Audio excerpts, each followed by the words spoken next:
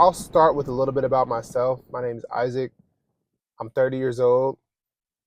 I live in Florida. I love God, and I just quit my job recently.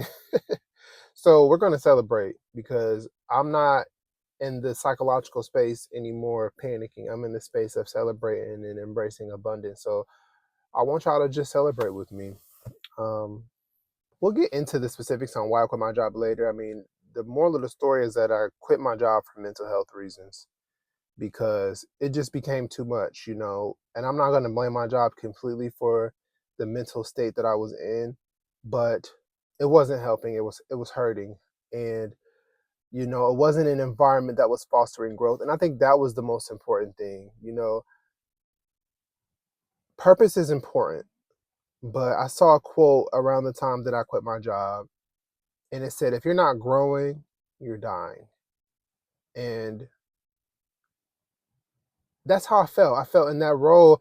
I had been growing for so long, and then I reached this point of stagnation where there was just no promotion or advancement or financial raising responsibilities. I mean, there was no growth in sight.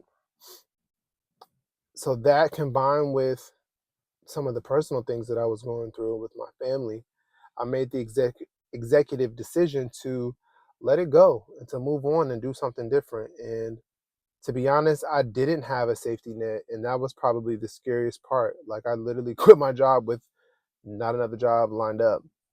Um, my car is done charging.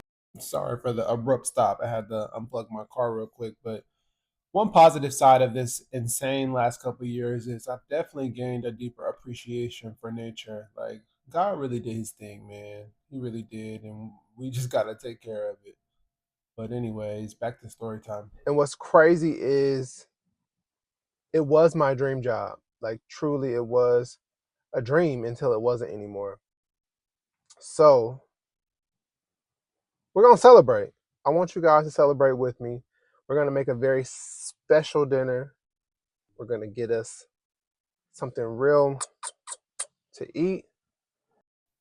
So we're at one of my favorite places, Trader Joe's. I don't think I'm gonna film inside today because I've been just doing a lot today, and it's really busy right now. I think I'm just gonna try to go grab my stuff and get out. But I love me some Trader Joe's. Honestly, some of the Trader Joe's they give you a hard time about filming, but this location in particular, these the homies, so they never really bother me. But regardless, we're gonna get in and get out. It's crazy because I don't know. You ever get a sense of people treating you kind of like an outsider? I mean, obviously, I'm like 6'2" black man. I wear this kufiya on my head, but they were playing. It's gonna be me. All that I do is not enough for you. By the NSYNC. And I'm like, people was kind of looking at me sideways, like, he know the song? Yeah, I know this song. I know this song better than you know this song. I dream of a world where we can respect each other's differences, but also celebrate what we have in common. Because that, as Caucasian of a song as it is, oh, that's my song. Love that song. But anyway, let's go ahead and go home and get some food.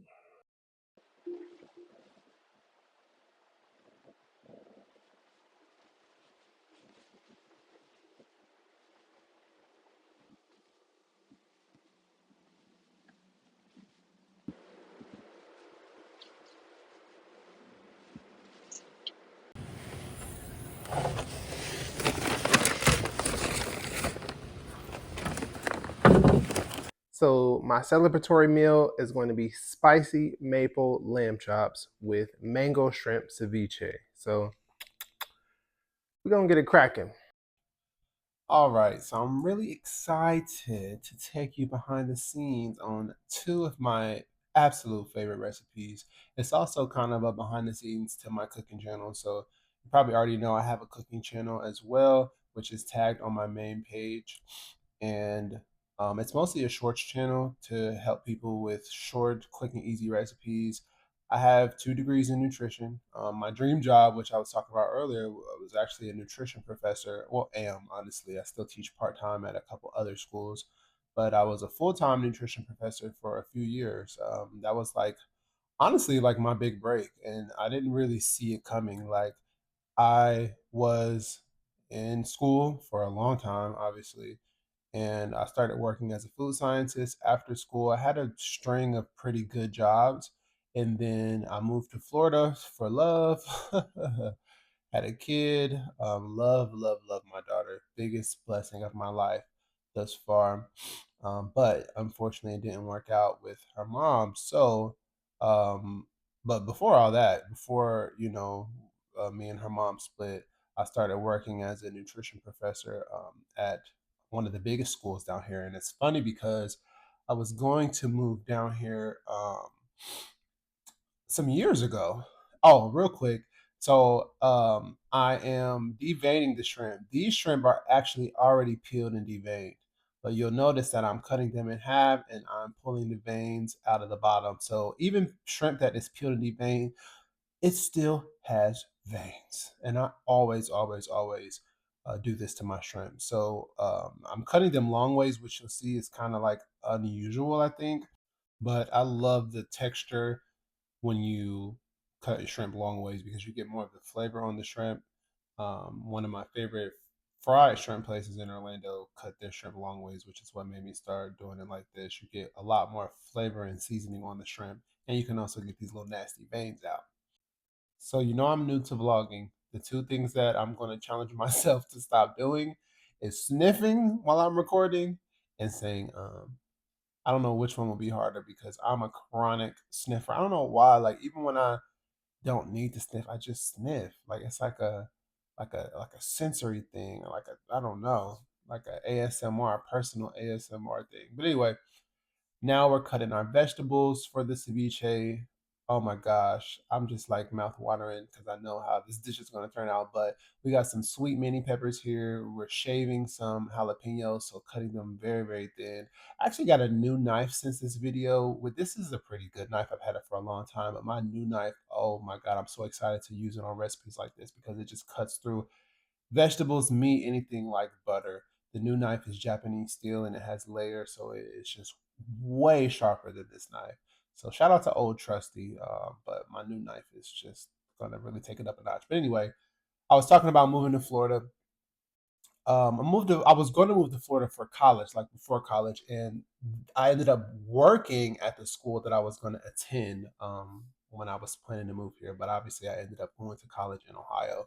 So definitely was a full circle moment. And in many ways, it was such an honor to be able to teach. I mean, I don't know, like being the person that I am, anybody that knows me, to be able to get up in front of a class and teach college classes, I mean, just really a dream that I never even had come true. You know what I'm saying? It definitely was a big break, especially because I moved down here with my business, which at the time I was just doing like private personal chef work. So cooking meals, meal prep for individual clients, which was dope in itself. I mean, that was a super cool experience. I mean, being at the store all the time, buying food, I love shopping for food. So being able to just be buying so much food and literally turning food into money was cool. But it was definitely something that was hard to scale up because it was just me.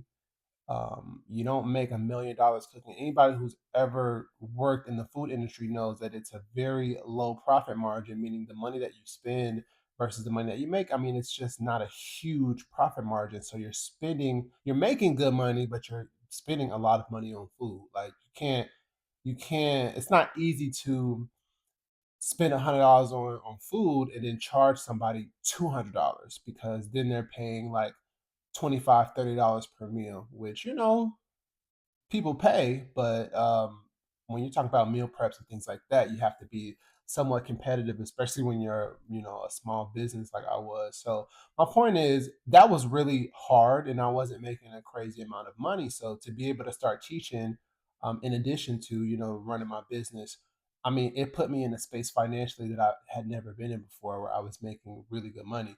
And the craziest part about it all was I got hired at one school, which was a small private school. And then literally, I got back from that interview and I was like, oh, you ate that. When I parked getting home from that interview, I got a call from another school I had applied to months ago, and they were like, "Hey, we want to interview you too." So I got hired literally back to back at three different schools. And anybody that knows me knows I made it work. Okay. People would think, oh, how can you work at three schools and run a business at the same time? I don't know how I did it, but I did it. And it was fun. Like it was fun. It was busy. My daughter's mom was pregnant at the time. So of course I'm like, we're gonna stack these chips and get ready for this baby. And that's exactly what we did. And the crazy thing about this too, which, even though it went wrong, and I'll talk about how it went wrong in a bit, it was pre-COVID. So guess what? When COVID happened, all of my teaching switched to online, which came with its challenges, but like I felt so blessed because of course during COVID, people were getting laid off. Some people were just not able to work because of the nature of their job. And I was able to make a living, a good living teaching online.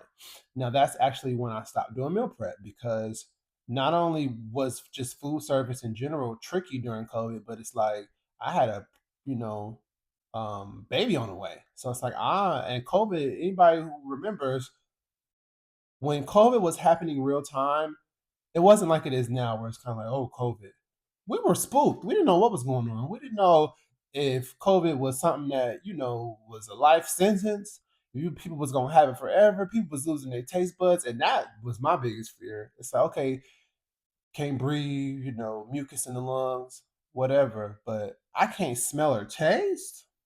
Not gonna work. Like you can do a lot of things. Take something else, but don't take my taste buds. So my point is, I wasn't fooling with the meal prep during COVID. So to be able to teach, I do believe in God's divine timing, because when it happened, it was monumental and it was a life saving experience. Now, how did it go left? I don't even know where to begin. I mean, I really feel like the main issue with the job, the main issue, because like I said, I was going through some personal things, breakup, was having some challenges in my family, some just a lot going on. But the main thing with the job itself, because it's like, okay, a job can be your security and your anchor through hard times, because it's money, purpose, etc. But unfortunately, teaching, especially in the context that I was teaching, in the main school that I resigned from, it wasn't a position of growth. And in fact, it turned into like a toxically kind of competitive experience. Reason being, you have a lot of people in positions and really nowhere for them to go. So I had colleagues, supervisors even, that had been applying for jobs for years and not getting anywhere. And this was a huge lesson in corporate America, industry, whatever, because oof, when you have a bunch of people that's fighting for the same positions or they feel like they're fighting for the same opportunities, because the gag is I didn't want nobody's job. At a certain point towards the end, I barely wanted my job. But people will see you as their competition and they'll treat you as such. And I ran into a position where people who previously, pretended or maybe even at the time had my best interest at heart. It was definitely a situation of like, we want you to do good, but well, not too good. We want you to shine, but if you shine in maybe brighter than us, now we got a problem. And that's what happened. And it got to the point where it was, just messy and sabotage, people talking about me in the office with their doors open, just a lot. And, you know, that's a growing experience for me because if it's one thing I've learned in my spiritual journey is like if people not talking about you, if people not mad, you might not be making enough impact. You know what I'm saying? And that's just real. But at the time, it was heartbreaking because I was going through a lot personally, you know? I was going through a lot and I get emotional even talking about it because I came from an environment, in Ohio where I had like a really good support system with my friends and my mentors that I had made at school. So coming down here, it's like I wanted to make new friends. I definitely wanted to make new mentors, and I was in a place where I kind of felt stuck as well, just as far as growth and stuff. So it was there were people that I saw as, mentors that really turned on me because of, I feel like, competition. You know what I'm saying? So I don't know. That's something I have to maybe unpack another time. I think I've definitely said enough. But one thing I'm learning, I might be made for this vlogging stuff because when I watch vlogs, I'm like, how do y'all just be talking for so long? But I'm acting surprised, but I've always been a talker. So long story short, though, I quit my job, and it took a lot of courage because, it was security, and honestly, it kind of, at a certain point, teaching the same thing over and over, it had to be one of the easiest jobs I've ever had. Like, perhaps too easy. But my point is, I left a secure paycheck, easy money, to pursue my passion and to just have a better headspace, to get out of a toxic environment with toxic people. And it took a lot of courage. And even though it hasn't been perfect, I bumped my head, and it took me a while just to get to this point of being able to, like, just be creative and kind of let things flow. But I say all that to say I'm proud of myself because my biggest fear and what really pushes me forward in life, and has always pushed me forward, is kind of putting myself in the shoes of Grandpa Isaac. Like, when I'm old, I want to look back and be proud of myself and feel like I followed my passions and that I didn't live in fear, and I'm hard on myself sometimes because you know, we all have a vision of how things go, and I feel like it's kind of taken me. Sometimes I have felt like it's taken me a while to get just where I am, but that is a trick of the devil. That's a trick of the enemy because I know that I've accomplished a lot. Like, I'm 30 years old. I've been a college professor for some years, and I've ran a business. I've hired an assistant. I had a whole assistant at some point, which is, a story for another day. Running payroll, paying an assistant. I mean, that, incredible. Had an office downtown, and accomplishments aren't everything, but they are a testament. And that has been an important thing for me too throughout these challenging times, because I definitely hit a period of a very, very deep. I'm not even like narrating the recipe at this point, but this is literally the behind the scenes of a recipe that's on my shorts page. So if you want to see the full recipe as instructions, ingredients, you can always go there and find it. But you see the ceviche. We're about to make our lamb chops. I like to add lemon slices, garlic cloves to the skillet when I'm searing things like lamb chops, because it keeps the oil kind of cool, keeps the surface of the skillet at a reasonable temperature so that you can sear your meat without burning it. You'll see these lamb chops get the perfect sear. You'll see. But all my point was, when I was in like the deepest pit of depression where I was like barely getting anything done, like I was just like focusing on washing my behind, you know what I'm saying? And making sure my daughter's behind was washed and getting her to school on time. Like, it was a time where, like, I literally had to wake up, get my daughter ready, pack her lunch, get her ready for school, drop her off, and then I would come home and get my life together. Like, I would drop her off looking like who shot John, who done it.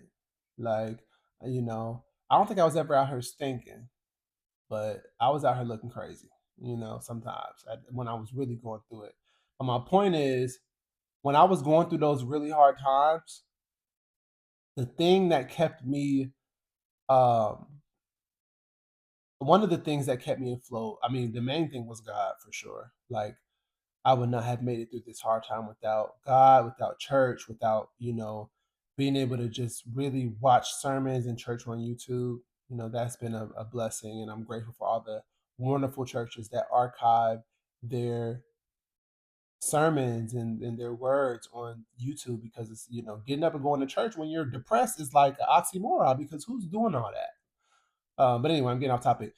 Outside of God, which was the main thing, um, being able to look back on experiences where I have accomplished things was grounding, not because of the accomplishment itself, but because it was proof that I could do what I need to do and what I want to do. So it was like anecdotal evidence that you're going through this right now, but you know how to get up and get it cracking because you've done it before. So when I think of my accomplishments, they are important to me in that regard because it's like proof. It's anecdotal evidence that you're going through this right now, you're going through this tough time, and it's kind of clouding your view, and it's clouding who you really are. You have to remember who you are when you're going through it. You have to remember who made you, and I get emotional just talking about it, but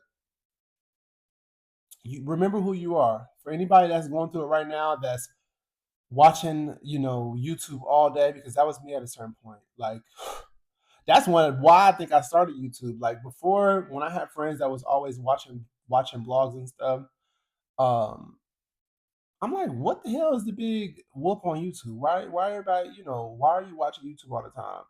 But when I really started going through it, that's when I really got into like YouTube, and I saw.